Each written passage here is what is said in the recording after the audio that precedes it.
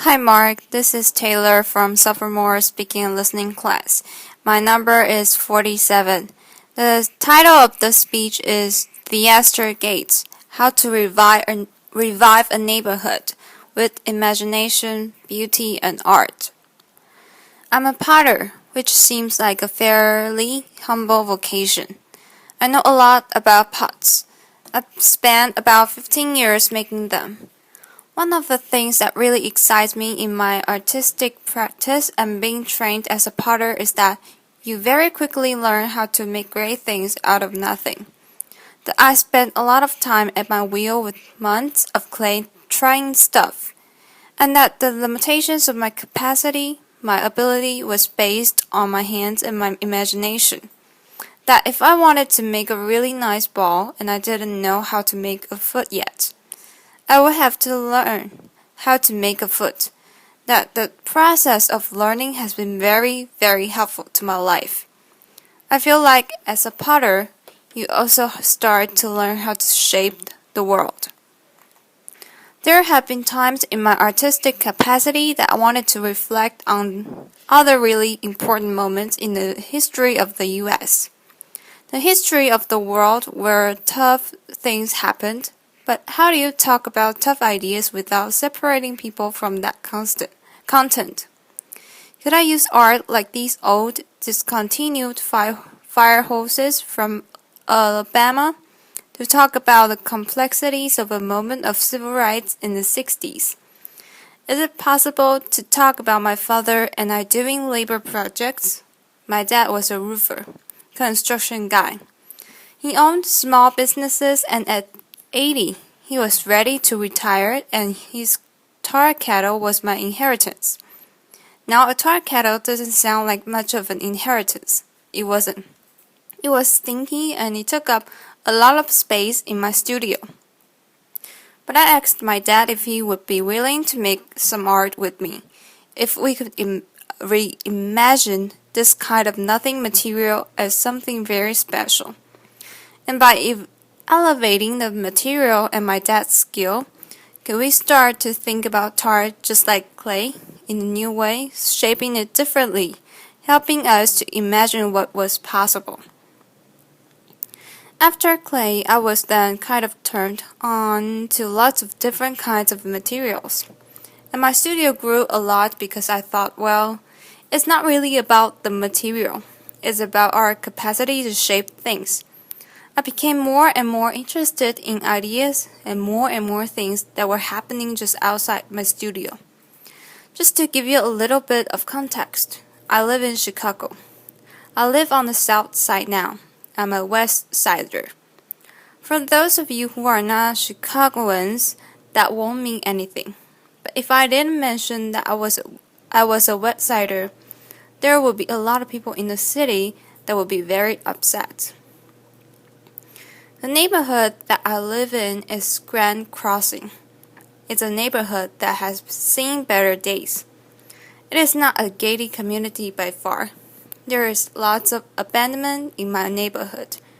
And while I was kind of busy making pots and busy making art and having a good art career, there was all of this stuff that was happening just outside my studio. All of us know about failing housing markets and the challenges of blight, and I feel like we talk about it with some of our cities more than others. But I think a lot of our US cities and beyond have the challenges of blight, abandoned buildings that people no longer know what to do anything with. And so I thought, is there a way that I could start to think about these buildings as an extension or an expansion of my artistic practice? And that if I was thinking along with other creatives, architects, engineers, real estate, finance people, that us together might be able to kind of think in more complicated ways about the reshaping of cities. And so I bought a building. The building was really affordable. We tricked it out. We made it as beautiful as we could to try to just get some activity happening on my block. Once I bought the building for about $18,000. I didn't have any money left. So I started sweeping the building as a kind of performance. This is performance art, and people will come over and I will start sweeping. Because the broom was free and sweeping was free, it worked out. Laughter.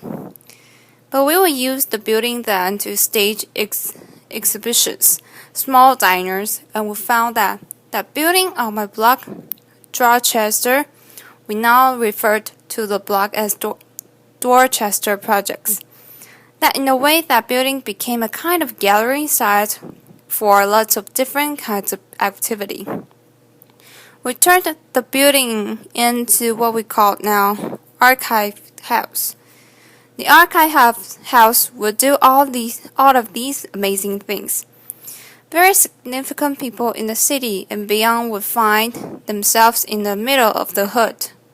And that's when I feel like maybe there was relationship between my history with clay and this new thing that was starting to develop, that we were slowly starting to reshape how people imagined the south side of the city. One house turned into a few houses, and we always tried to suggest that not only is creating a beautiful vessel important, but the contents of what happens in those buildings is also very important.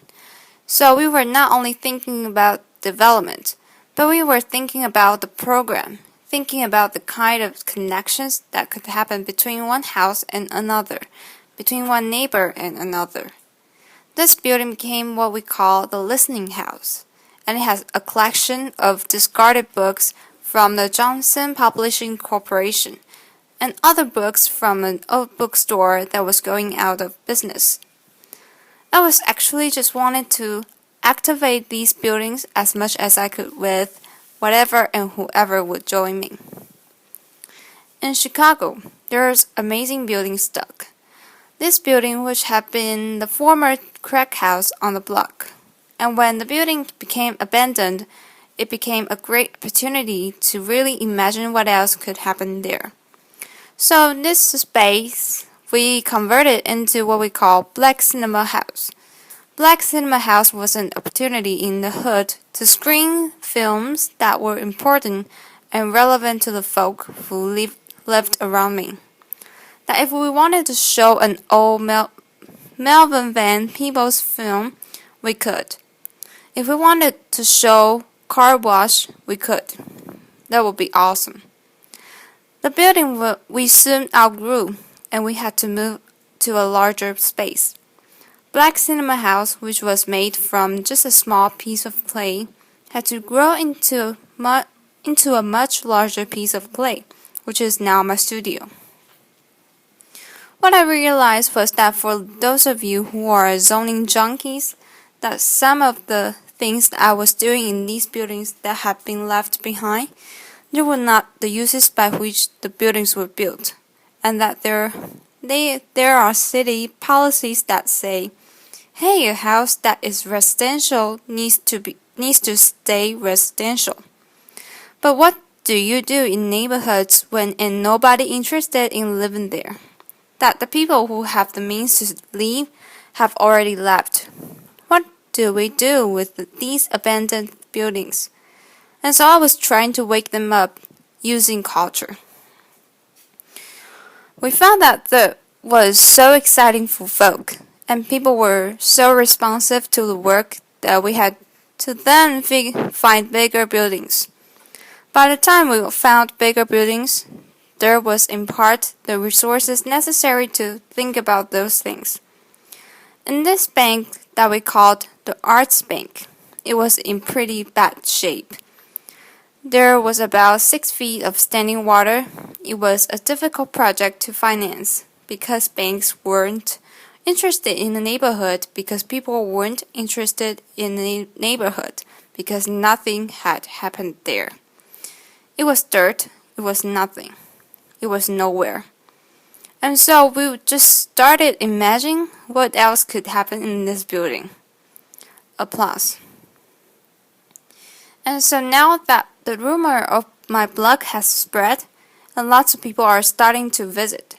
We found that the bank can now be a center for exhibition, archives, music performance, and that there are people who are now interested in being adjacent to those buildings because we brought some heat, that we kind of made a fire.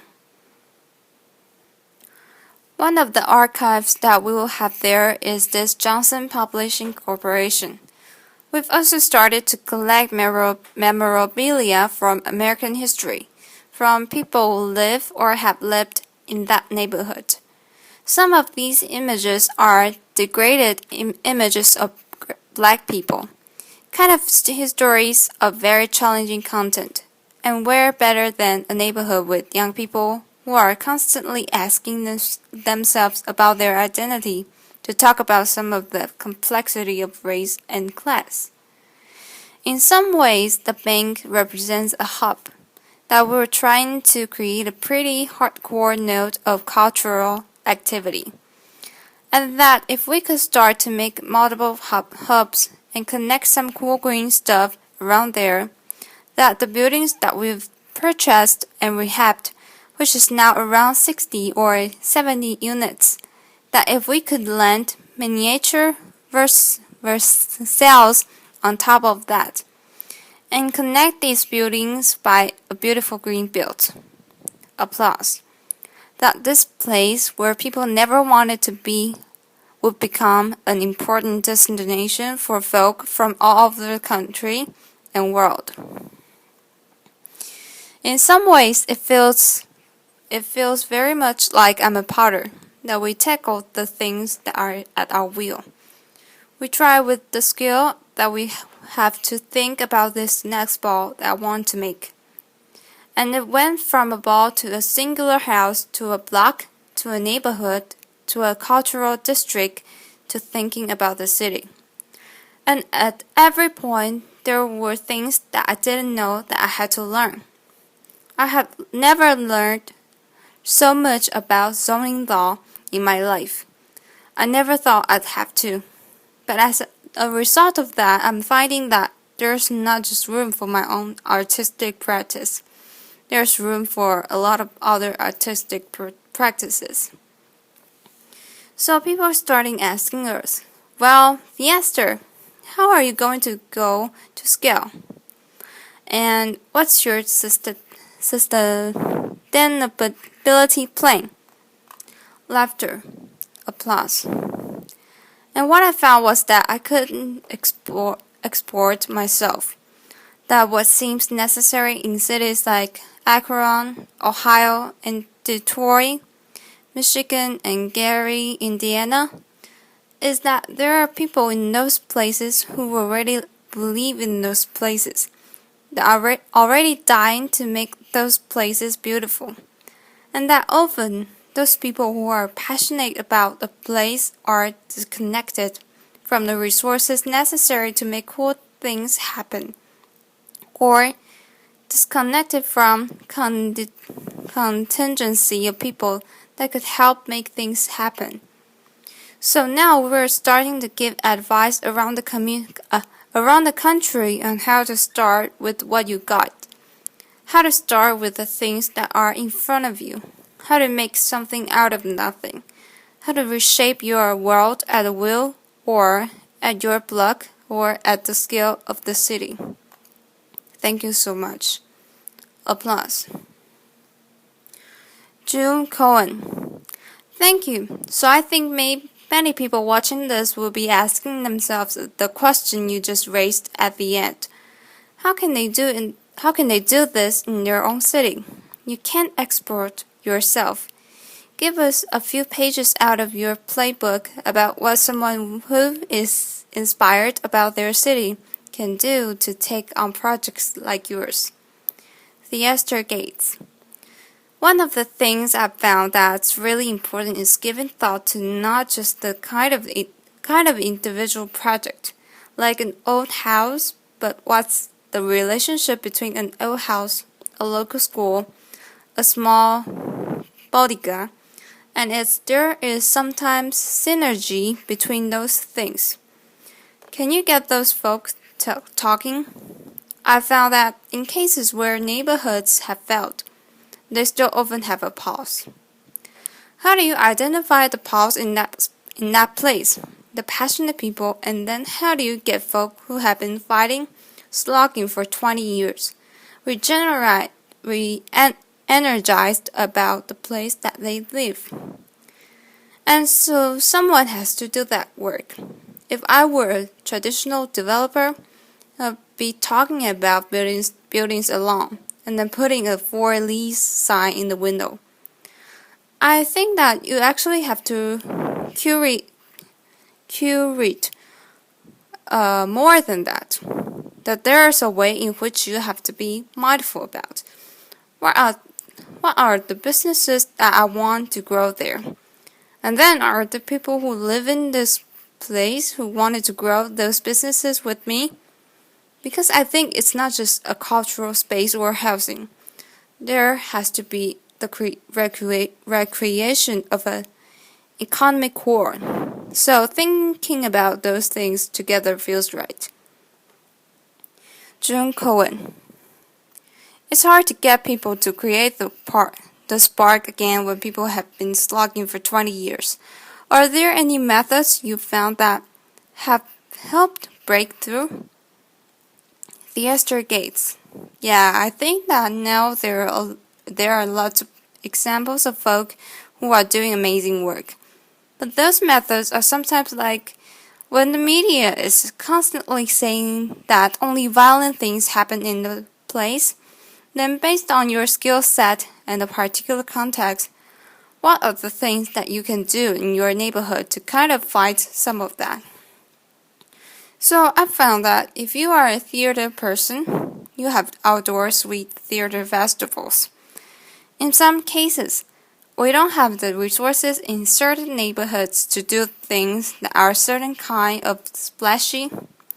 But if we can then find ways of making sure that people who are local to a place, plus people who could be supportive of the things that are happening locally. When those people get together, I think really amazing things can happen. June Cohen. So interesting. And how can you make sure that the projects you're creating are actually for the disadvantaged and not just for the sort of vegetarian indie movie crowd that might move in and to take advantage of them? Theaster gates. Right on. So I think this is where it starts to get into the thick reads. June Cohen. Let's go there. Theaster gates. Right now, Grand Crossing is 99% black, or at least living.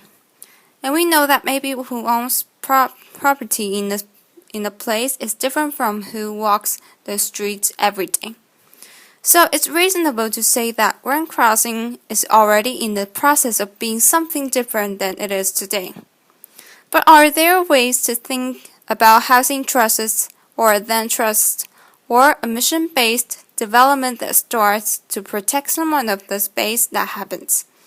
Because when you have 7,500 empty lots in a city, you want something to happen there. But you need entities that are not just interested in the development piece, but entities that are interested in the stabilization piece. And I feel like often the developer piece is really motivated, but the other work of the kind of neighborhood consciousness, that part doesn't live anymore. So how do you start to grow up important watchdogs that ensure that the resources that are made available to new folk that are coming in are also distributed to folk who have lived in a place for a long time?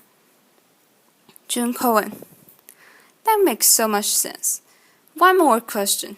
You make such a compelling case for beauty and the importance of beauty and the arts. There will be others who will argue that funds will be better spent on the basic services for the disadvantaged. How do you combat that viewpoint or come against it? Theaster gates. I believe that Beauty is a basic service. Applause.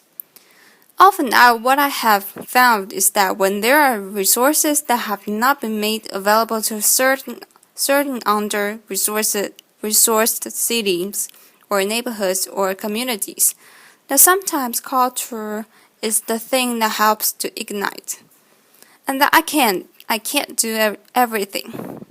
But I think that there's a way in which if you can start with culture and get people kind of reinvested in their place, other kinds of adjacent amenities start to grow. And then people can make a demand that's a poetic demand. And the political demands that are necessary to wake up our cities, they also become very poetic. June Cohen. It makes perfect sense to me. Theaster, thank you so much for being here with us today. Thank you. Theaster Gates. Applause.